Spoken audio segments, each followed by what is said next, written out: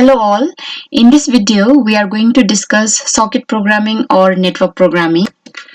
We know that in computer network, different processes communicates with each other using network. Okay, so computer network is nothing but the combination of hardware as well as the software. And if you want to make two processes communicate with each other, then first thing is they need to follow the set of rules, communication protocols, and they will be able to use the hardwares provided by the network for sending and receiving the messages. Now in this video, we are going to see what are the functions that needs to be executed by two different process which wants to communicate with each other. Okay, so that is, let us say one process wants to send a message to another process. In operating system, you might have studied about inter-process communication. Okay, that is two process sending message to each other, but that was using shared memory in between. So one process was writing something in the shared memory from where other process was reading. But here in computer network, whenever we talk about inter-process communication, it is not by using the shared memory in between, because those two processes will not be present in single computer, but those two processes will be present in different computer, so they will not be able to communicate using shared memory. So what is the concept that is used for two different processes which is currently residing in two different systems to communicate with each other?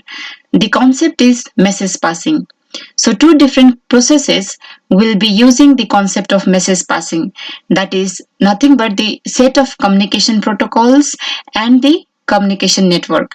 And using these features, the two different processes will be communicating with each other.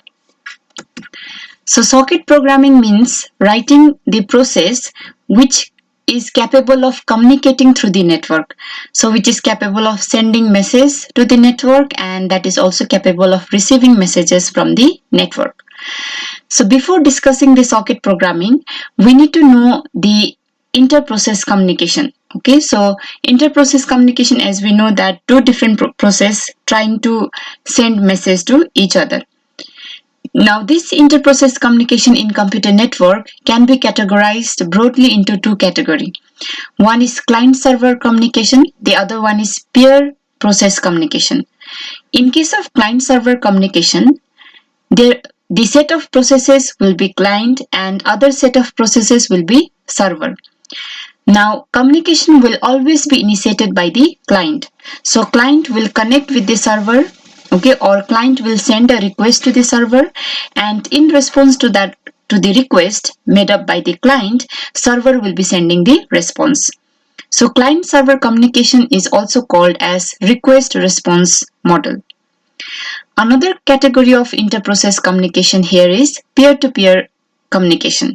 So peer-to-peer communication means there will not be client process or there will not be server process, but all the process will have equal responsibility.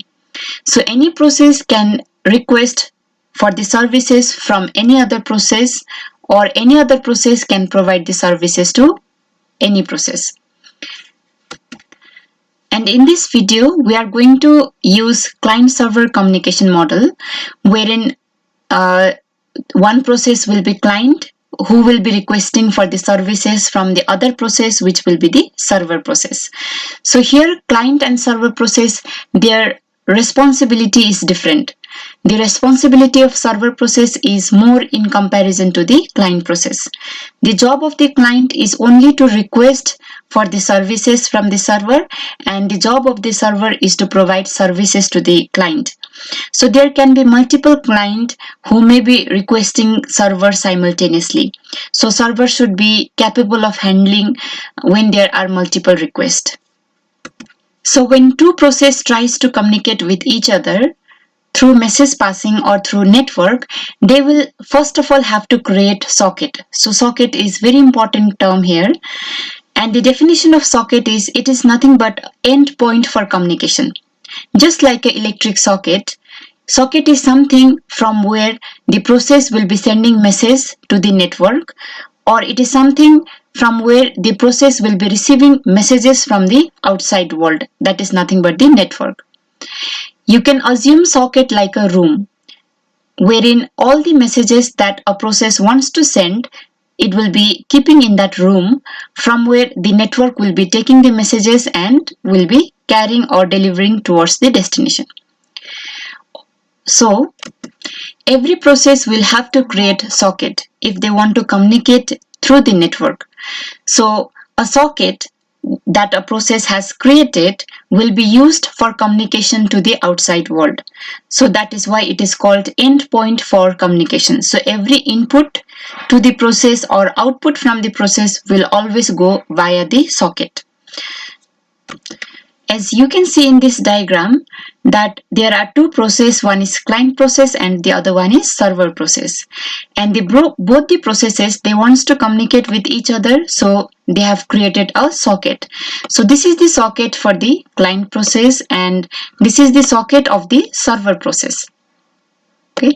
Now client has created one socket to communicate with one server, but server has created one socket for itself, that is to identify the server process, that is this big socket, and it has created multiple small socket, as you can see, small circles, that is to communicate with each client. Okay, so the server is going to have a socket, to identify itself, and to identify that server's connection with every client, it is going to create small sockets. Okay, so what are the functions to create these sockets, we will see later on. So up till here, just remember that every process must create socket for communicating with each other. And client will be creating one socket to communicate with one server, whereas server will be creating one socket to identify itself, and with each client, it will be identifying the connection with each client with a separate socket, that will be connected to the socket of the server itself. From the network point of view, you can consider every socket as the identification of that process itself. Okay, so a process will create a socket, through which it will perform the communication, and every socket has to be uniquely identified. So for every socket, you need to assign the address. Now the socket address structure depends on which protocol, IP protocol we are using. Whether we are using IPv4 or IPv6. Suppose if we are using IPv4, then this will be the address structure of the socket. So in the address structure for the socket, it is going to have the various fields, out of which 3 are important. That is the family, that is whether we are referring for IP version 4 or IP version 6 address, that is the IP address. Port number, that is which process port number will be used to identify the process, and the IP address. So for IPv4, these are the various parameters. Length of IPv4 address is 32-bit. Family is AF_INET. So if you write AF_INET, it means address family is IPv4. Port number is of 16-bit. Now this is the actual IP address, which will be of 32-bit in case of IPv4 and 128-bit in case of IPv6. And in IPv4 address structure, there are some bits that has been left unused.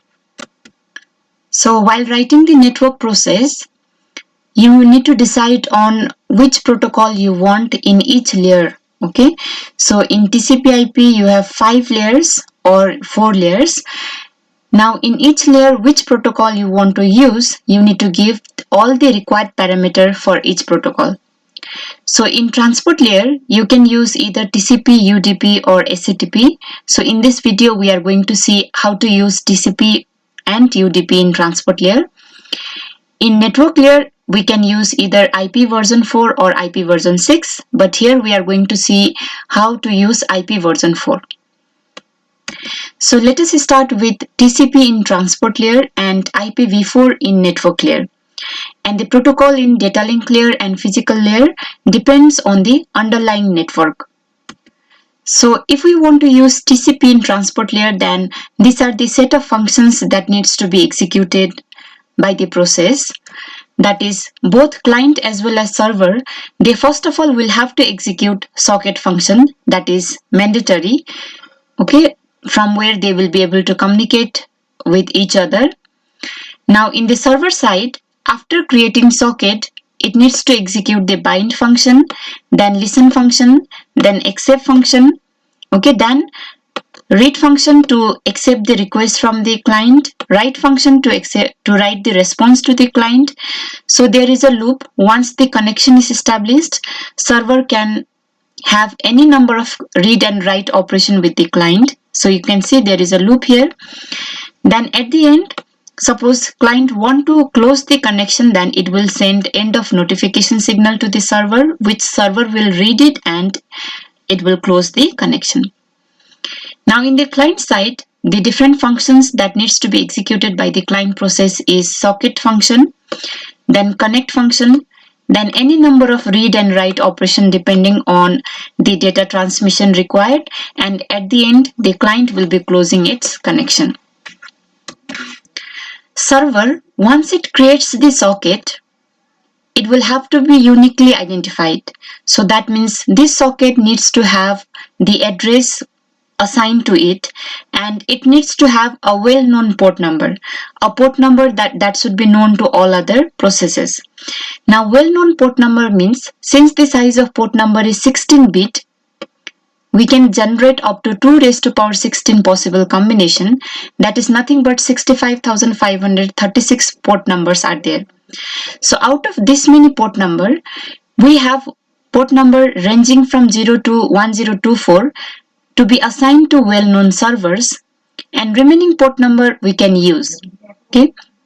In client-server communication, the communication will always be initiated by the client. So it will always be the client. If we are using TCP, then the client will try to connect with the server, and once the connection is established, the server will start sending the response to the client. So client needs to start the connection with the server. That means client needs to know the address of the server socket. So once server creates the socket, it will have to bind its socket to the address. So that will be done by using the bind function. So bind function is used to connect the address with the socket. Now once the socket is uniquely identified, it is capable of being uniquely identified because you have already executed the bind function. The next function is listen function. Listen function is used to reserve the memory. Okay, because one server may have to deal with multiple clients, so every client's request first of all will be stored in that memory. Now server will take out the first request at a time, one request at a time from the first side, so this will be implemented like a queue, and server will perform the three-way handshaking with the client. So with this three-way handshaking, it will be establishing the connection with the client. So all the client request needs to be stored in the memory of the server until server does not perform the three-way handshaking with that client, okay, to further communicate with that client. So this reservation of memory will be done by using this listen function. This listen function uses a parameter called backlog. For example, let us say if I give the value of backlog as 5, it means that in server memory, we can store maximum of 5 clients requests at a time. Okay, so that means we are making a server which is capable of providing services to maximum of 5 clients simultaneously. Next, the accept function, it takes out the topmost request from this memory which listen function has reserved, and it will perform the three-way handshaking to create the connection with the client. Now once the connection is established, the accept function will be returning a unique identifier that is called accept file descriptor. Now that accept file descriptor will be uniquely identifying that server's connection with that client. So if there is no connection request in the server's memory, then server will block until it does not get any connection request from the client. So once there is at least once one connection request in the server's memory, except function will take out one connection request at a time. It will perform three-way handshaking, and after establishing the connection, now the server and that particular client are ready to communicate with each other. Whatever request client will be sending, server will be receiving by using the read function. It will process the request and will be sending the response or the reply. Now at the end, as I said, for the close request of the client, server will read it and it may close. Now closing a connection means the server can decide to close only the connection with that particular client, or server can close its entire socket. Okay. Now remember that the socket function returns a unique number that is called socket file descriptor. Now this socket file descriptor will be used to uniquely identify the server socket. Now this exif function also returns a file descriptor or a positive number that is called exif file descriptor, which is used to uniquely identify that server's connection with that particular client. That is, this server socket will be identified by the return value of socket function. Okay, that is this one, and every connection, every connection with each client, that is this, with this client we have this connection, it will be identified by using the return value of exif function. So afterwards, when server will be executing the read and write operation, it need not be using the entire address of the client for communication, because with that client a connection has been established and this connection will be identified by using the return value of exif function. So using only the return value of exif function will be sufficient for that server to communicate with that client. Now in the client side, the set of functions to be executed are socket, connect, write, read and close. The socket function to identify the client and for making client communicate with each other or the other processes. Connect function is used to establish connection with the server. So connect function will be sending a connection request to the server. In response to that, both client and server, they will be performing the three-way handshaking, and once connection is established, the client can send request to the server by using write function or receive the reply from the server by using read function, and at the end client can close. So client has only one socket, that is to connect with the server, and there will be only one close function. Next, we are going to see each function along with its parameters in detail. So the first function is socket function. To use the socket function, this is the header file in C we need to add, that is syssocket.h. Now the syntax of socket function is it requires three parameters, that is family, type and protocol. Family means which address family we are using, that is whether we are using AF inet or AF inet 6 or AF local or AF root or AF key. Okay, AF means address family. Now AF inet means whether AF inet only if you are writing, that means IPv4 protocol we are using. AF inet 6 means IPv6 protocol. AF local means Unix domain protocol we are using. AF route means some routing mechanism we are using. AF key means some key socket. So first of all, we need to provide this address family. So basically in most of the implementation we will be using IPv4 only. So as the first parameter we will be giving AF underscore inet. The second parameter is type. So what type of communication we want to perform. So whether we want to send all the packet as a datagram which will be independent of each other and can follow any path to reach the destination. For that we need to use the type as sock underscore dgram. Now if we want to use the stream communication wherein all the packet they will follow same path to reach the destination, so they will be linked with each other, so they will be dependent on each other. For that we need to use sock underscore stream as the type, or we can also use raw communication, that is equal to sock underscore raw. So second parameter, that is type, which is the type of communication the you want to perform with the other process. Now the third parameter is protocol. Protocol here means which protocol we want to use in the transport layer. So transport layer has three protocol, that is TCP, UDP and HTTP.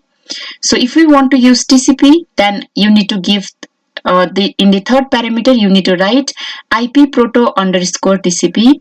If we want to use UDP, then we need to write IP proto underscore UDP, and if we want to use HTTP, then we need to write IP proto underscore HTTP. You can also write 0 as the third parameter.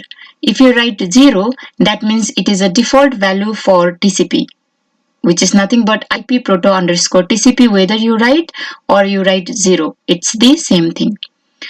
Now this socket, which takes three parameters, that is family, type and protocol, returns an integer number. So this is a number that will be uniquely identifying this socket, okay, in that system. Now this return value, which is an integer number, is called socket file descriptor. Now if the socket is created successfully, then this return value will be a positive integer number. Otherwise it will be -1 if the socket cannot be created. Once socket is created, server will have to perform bind function. That is, server will have to bind its socket with an address. Now this need not be performed in client side. It is because the operating system will take care of it. Okay, that is, the operating system will automatically bind a private port number or a port number that is for user to the client socket. But for the server, since every other process will be, that is a client, will be connecting with the server, all the client need to know the address of the server. So the server socket needs to be binded with a address which is going to have family, IP address and the port number. So family and IP address depends on the computer, but the port number needs to be decided on ourselves, that we need to give to the server, which will be binded by the bind function. So to use the bind function also, actually to use all the socket related function, we need to include this syssocket.h header file. The bind function requires three parameters, that is socket file descriptor, which was the return value of socket function, and using this file descriptor, the computer will be uniquely identifying that particular socket. Now the socket file descriptor will be identifying the socket which needs to be binded to the address structure. So you need to create an address structure wherein you need to provide all the parameters, that is basically family, type and the port number. And the third parameter is the length of the address structure. So address structure size varies depending on the type of address family we are using. That is, if we are using IPv4, it can be 32-bit, or if we are using IPv6, it will be of 128-bit. So we need to provide the length of the address structure as a third parameter. Now this bind function returns 0 if the binding is successful, otherwise it returns -1. While executing program, you may not get any error, but you may not be able to perform communication between the processes. In that case, there can be any problem, okay, in any of the function. So to check with in which function you are having the problem, so for that you can check the return value of each function.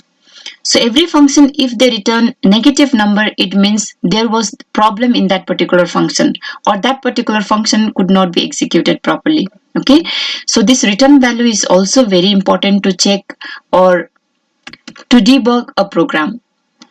Now once you have binded your address structure with the socket, next function that the server executes is the listen function. So as I said, listen function will be reserving a memory, okay, wherein every client's request will be stored and server will take out one request at a time from that memory. It will perform the three-way handshaking, and with whichever connection request three-way handshaking is done, with that request server will start communicating. Okay, now listen function will have two parameters, that is, first of all, to identify the socket. Okay, this is obviously all the socket related function, they are going to use the sockfd to identify the socket. The second parameter is the backlog. So backlog means how much of memory space you want to reserve. So backlog also defines maximum of how many clients request server can process simultaneously. Okay, so if you give this second parameter as 5, it means server can simultaneously process 5 clients request. Its return value again will be 0 if the listen function is executed successfully, otherwise it will be -1. Entire memory that the listen function reserves will be divided into two queues. One is incomplete connection queue, the other one is complete connection queue. So in incomplete connection queue, it is going to hold every new connection request. So every time a client's connection request arrives to the server process, it will first of all be inserted into the incomplete connection queue. Now whenever server gets time, it will be executing except function to remove the topmost connection request from the client, and with that connection request, server will be performing three-way handshaking to establish the connection. Now once connection is established with a client connection request, that request will be placed in complete connection queue.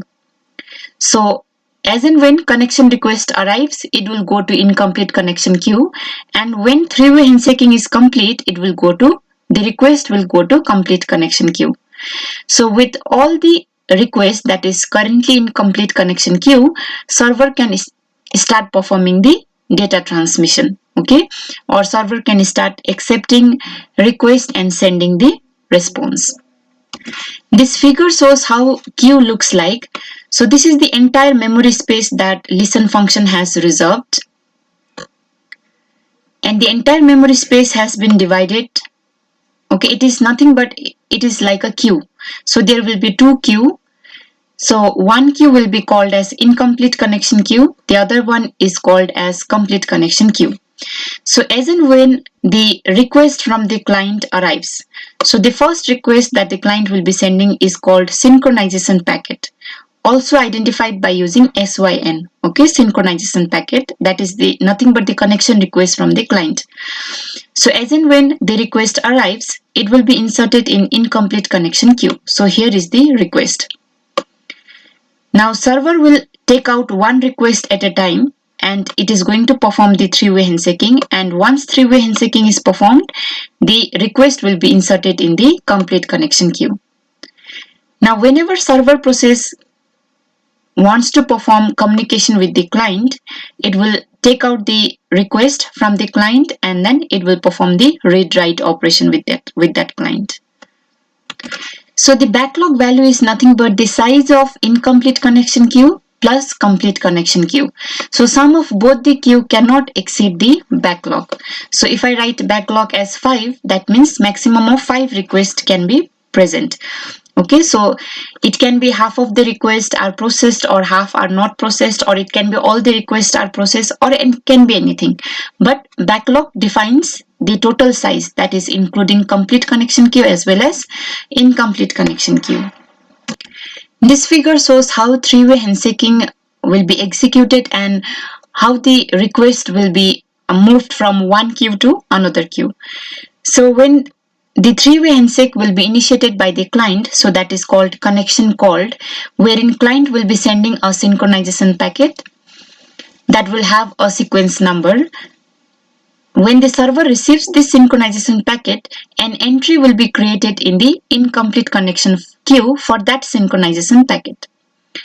Now with that request, the server will be sending the acknowledgement for that synchronization packet as well as its own synchronization.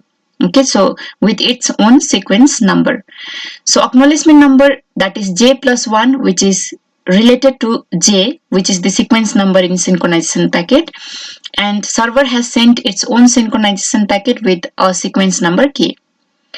Now in response to that, client will be sending acknowledgement for this synchronization packet which server has sent, so that is why the acknowledgement number is K plus 1.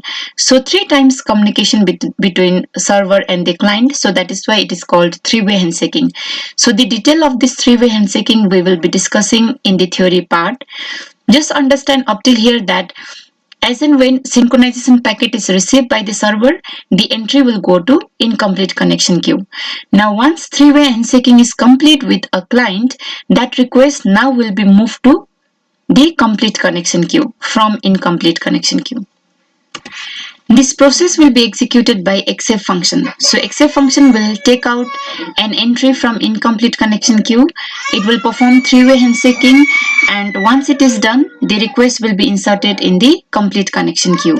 This is the syntax for exec function. Again, we need to include this header file, that is syssocket.h. Now exec function will be requiring three parameters. One is to identify that server socket. The next one is to hold the address of the client. So when client has requested, in that request message, there will be the address of the client, which will be required by the server, because in this address only server is going to send the reply.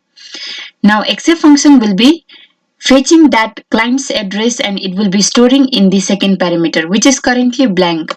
Okay, so initially, the second parameter is just a structure without any value, but once the exec function execution is successful, in the second parameter, that is in this address structure, it is going to get the address of the client. Now the third one is the length of the address. This exec function will be returning a non-negative number, which is called except file descriptor, which is used to uniquely identify that server's connection with that particular client. Okay, so by using that number, operating system will be able to find what is the address of the client. So we need not be providing address while sending and receiving the data. Now if the execution is not successful, then it will be returning -1. If the server is currently handling multiple clients, then to handle multiple clients, it can use fork function, or it can create the thread. So this is the syntax to create a child process by using the fork function.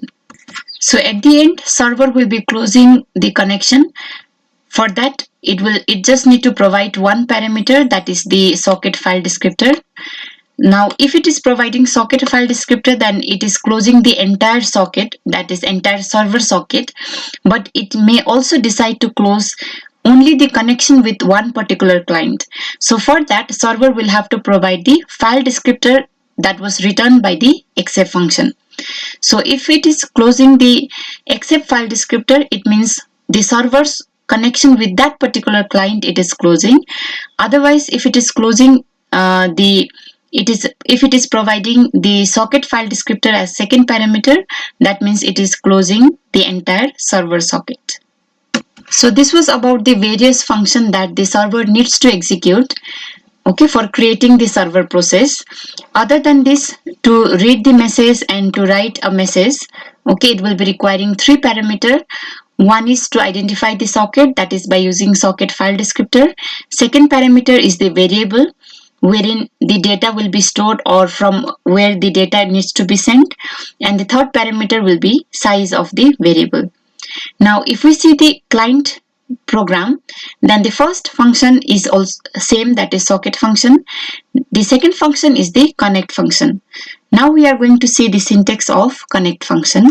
So the connect function also requires syssocket.h header file, and it will be using three parameters, that is socket file descriptor. This is client's socket, to identify the client socket. Now second parameter is the address of server with whom it wants to establish the connection.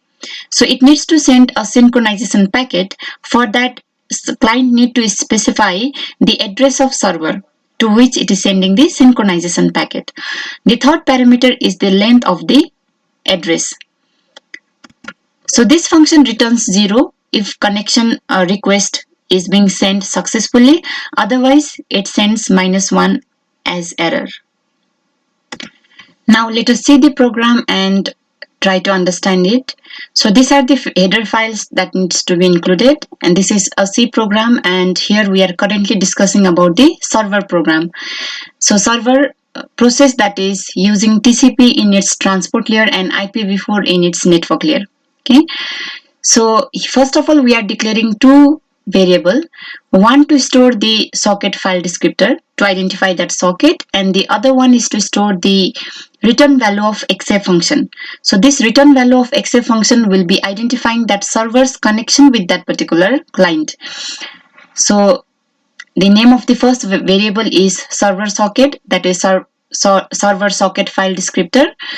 The second variable name, any name you can use, that is, here I have taken client connection socket.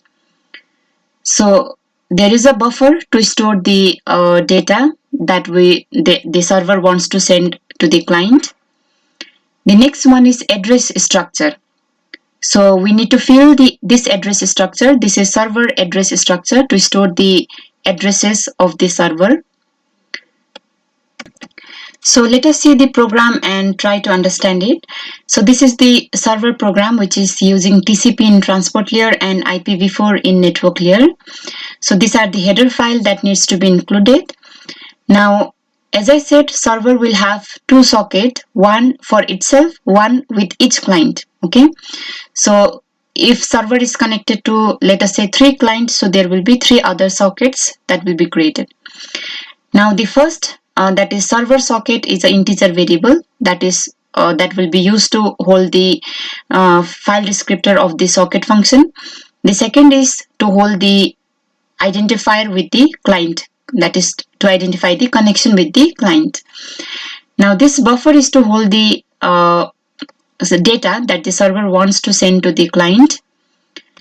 Now in the server ADDR variable, it is a structure wherein server's address will be filled in. The second one is server storage. Again, this is an address structure wherein client's address, when the server will be receiving client request, it will also receive the address of the client in that request message. That address will be stored in the server storage variable. Now next is the size of the address. The first function that the server will be executing is the socket function with 3 parameters. The first parameter we are using here is PF INET, that is protocol family or the address family.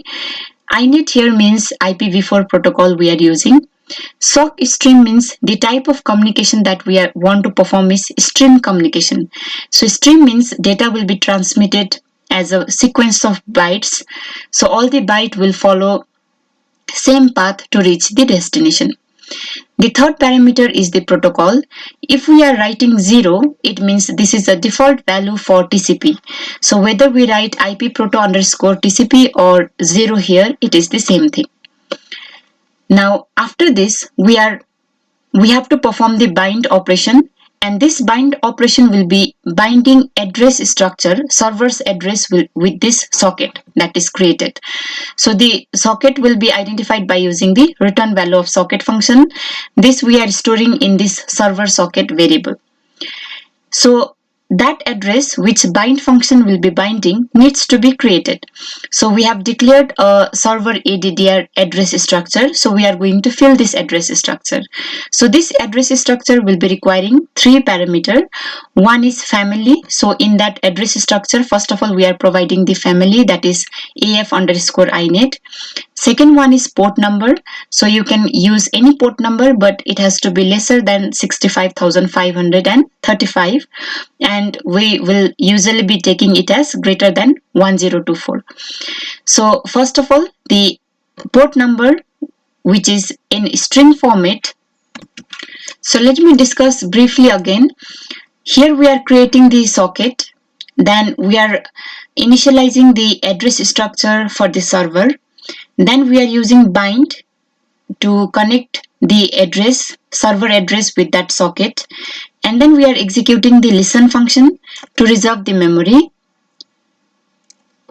So this listen function will be reserving a memory based on the size of backlog that we have provided. So if the return value of listen function is equal to 0, it means the memory space is correctly allocated. So we are providing backlog as 5. So now the memory is allocated, so server is ready to listen the client's connection request. So we are printing listening here. Otherwise we are printing error message. Now the next is, if there is any connection request in the queue, then server can execute the exec function. So the exec function will have three parameters. The first, to identify that server socket. Second is to hold the address of client request. So when client will be sending the request, that is going to contain the address also, which will be fetched by this exec function, and it will be stored in the second parameter. Now the third one is address size. Now once the exec function is successful, the server can perform read and write operation with the client. So send function is sending the value that is there in the buffer. So we are copying the some message that is hello world in a buffer, and then we are sending that buffer. So in place of send, we can also use write, or here after this there can be series of read and write operations. Now at the end, if we want to close the socket, then we need to execute the close function. Close function can be either to close the connection request with that particular client or to close the entire socket itself. So to close the entire socket, we need to provide this variable as a parameter, or to close the server's connection with that particular client, we need to provide this variable as a second parameter. Now suppose this server was currently servicing multiple clients. In that case, for each client you need to execute the exec function. So while executing exec function for each client, you will be getting the different except file descriptor. Though the socket is same for all the client, but the except file descriptor, that is the connection with each client, is different. So this value will also be different. Suppose if you are handling multiple clients, then you can use a loop, or you can execute this many portion in a thread. Okay, so thread to handle each client.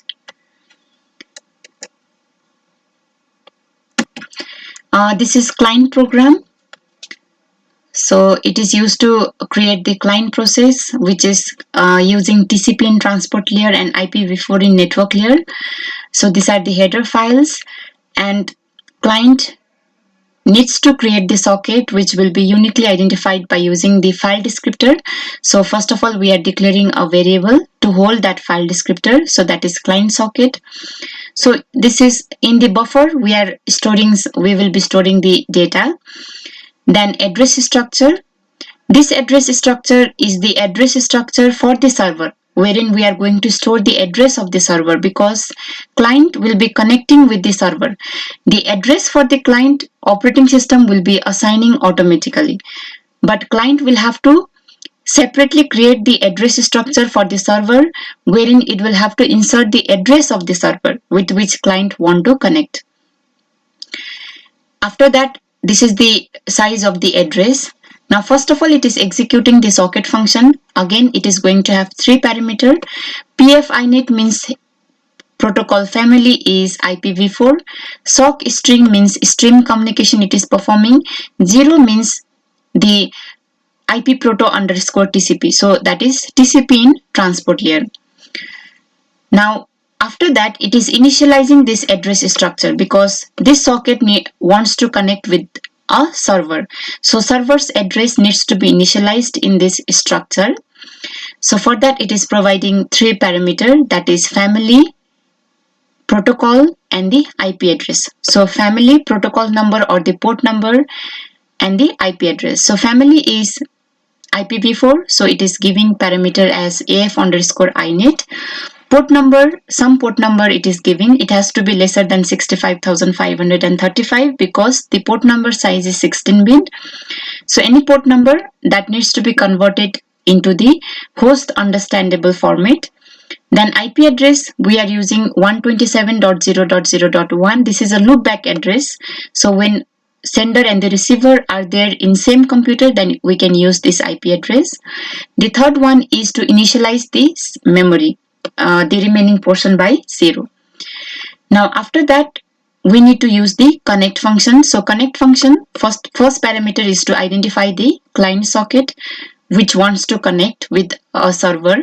Second parameter is the address of server, which you have initialized here. So this port number was the port number that you had assigned, or you had used in the bind function in the server side. So this is the port number of server, and this entirely is the address of server. Now the connect function, you are saying this client that you need to connect to this server with this address. So that address of the server will be the second parameter. Third parameter is the size of address. Now once the connection is successful, you can execute read, write, or send, or the receive function any number of times, and that is reading some message from the server. It is storing in a buffer variable and then printing the buffer. At the end, you can close the connection. In Linux, you can see the syntax of any function by typing man space function name. So if you want to see the syntax of read function, so just write man space read or man space write. Or if you want to know the syntax of any of the socket function, so you can write man space socket. Okay, so this is how you can see the syntax and how to write a function in Linux. Now we will see how to execute this program. So we have two programs, that is, one is server program, the other one is client program. So for each program, you need to open one terminal separately. So you need to open one terminal for server program and one terminal for client program. In each terminal, first of all, you are going to compile. So compile server program and execute the server program. So to execute, you need to use /a.out. Okay, so or during compilation only you can give another name to the executable output, wherein you can while executing, instead of writing /a.out, you can simply write the name of that executable. So that is a different way of execution. Now similarly, client program also you need to compile it. So any compiler you can use, CC, GCC, or any other compiler. So for compiling, okay, here it is not client.c or server.c. You need to give the name of the program. Then to execute it, you need to give it as /a.out. And always remember one thing, that in case of client server communication, server should create socket first, it should bind, it should listen, and then only it will be in ready mode to accept the connection request from the server. So that means before client executes the connect function, server should already be in the ready mode to receive the connection request. So always execute server program and then only you need to execute the client program. Suppose if you execute client program first, then what will happen is it will send connection request to nowhere, because that the server address has not yet been binded. Okay, no server has yet been created, so client connection request will be lost in the network. So first of all, always execute the server program, then only you go to the client program and execute it. And also one more thing is, if you are using /a.out, then it will be executing the recently compiled file. So just compile server program, do /a.out, and go to another terminal, compile the client program and perform /a.out. So next we are going to see how to execute program in Linux. So to execute the program, go to the folder where the program is. So my client program as well as server program is there in this folder. Now as I said, you need to execute one program in one terminal and another program in another terminal. So these are the two different processes. Now to open terminal, one way is you can go to this activities, type here terminal, okay, and click on it. But if you do this, then you'll have to change the path to that folder where your program is currently in. Okay, another solution is you can go to that folder directly and just right click and open in terminal. Okay, so in one of the terminal I'm going to execute the server program, and in another terminal I'm going to execute the client program. So let us open one more terminal. Right click, open a terminal. So two terminal I have opened.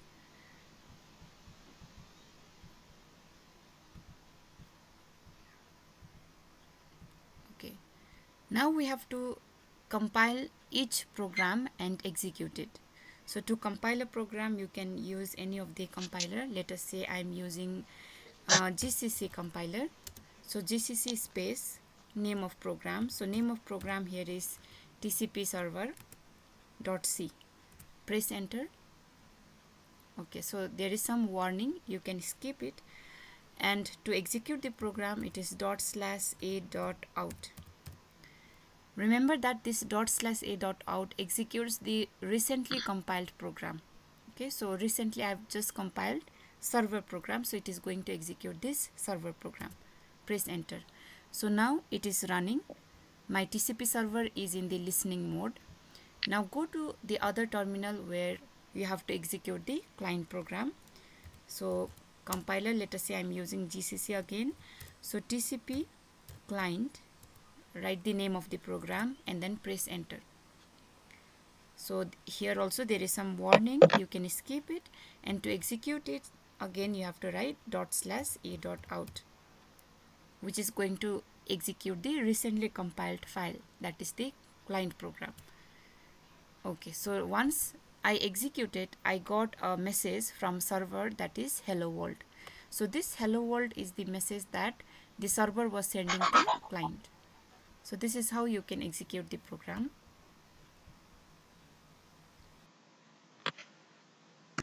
So if TCP is clear, then understanding UDP will not be much difficult. Suppose if you want to create process with UDP in transport layer, then this is the flowchart that needs to be followed. It shows the sequence of function that needs to be executed. So this is my server program and the client program. So both in server as well as in the client, first of all, it needs to create the socket. So creation of socket, syntax, all are same as that of TCP. Then server socket needs to be binded to address. Then receive from, to receive any request from the client, because UDP is connectionless. So in UDP, irrespective of TCP, it need not be creating any connection with the client. So directly client will be sending the data that will be received by the server by using receive from function.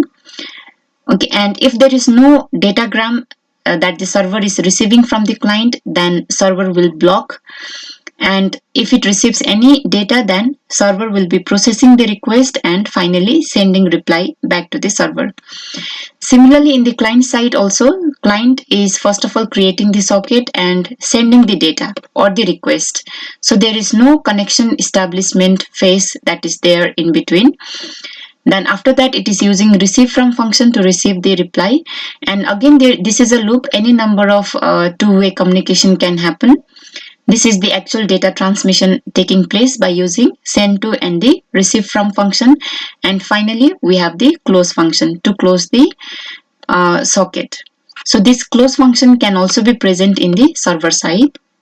So this is the syntax for send to and receive from function. Okay, and it is having more number of parameters in comparison to write, read, or send or the receive function. Okay, that we had seen in TCP, because here in UDP, for sending or for receiving, we need to specify the entire address, that is to which address we are sending or we are receiving from which address. Okay, so that is why the number of parameters are more.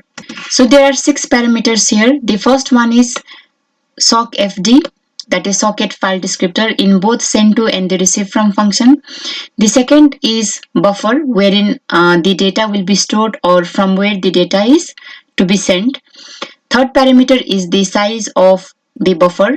Second is flag. We will see later what is the use of this flag and all. The next parameter is the address. Okay, if it is received from function, then from which address it is receiving the data, or if it is sent to function, then to which address the data needs to be sent. So it will be to address. The last parameter is the size of address, because the size of address varies depending on the address family that we are using. So if it is IPv4, it will be 32-bit. If it is IPv6, then it will be of 128-bit. So this is a UDP program, server program, and this will be using UDP in transport layer. So similar to that of TCP, the header files will be included and the variables are declared. Socket function, creating the UDP socket, and then initializing our address structure, and then it is using bind, similar to that of TCP. Now after binding, the server is now ready to accept the data from the client. So it is using the receive from function, and whatever it is receiving, it is storing in a buffer, and then finally it is printing all the values. Now after that, it is also sending some values back to the client using send to function. So this is client program. So creating socket here, then initializing address of server. Remember, do not get confused here. This is not the address of client. Address of the client will be assigned by operating system automatically. It is the address of server. Now after that, the client is ready to send datagram to the server, so it is using send to function. So before that, it is initializing values in the buffer. Now in the send to function, it needs to give the address of server, so which it has already initialized in server ADDR variable. Then after that, it is receiving some data from the server and then printing it. So this was the basic of client server communication using TCP or using UDP in transport layer. So in the next video, we will see how you can make one server handle multiple clients. Till then, bye bye.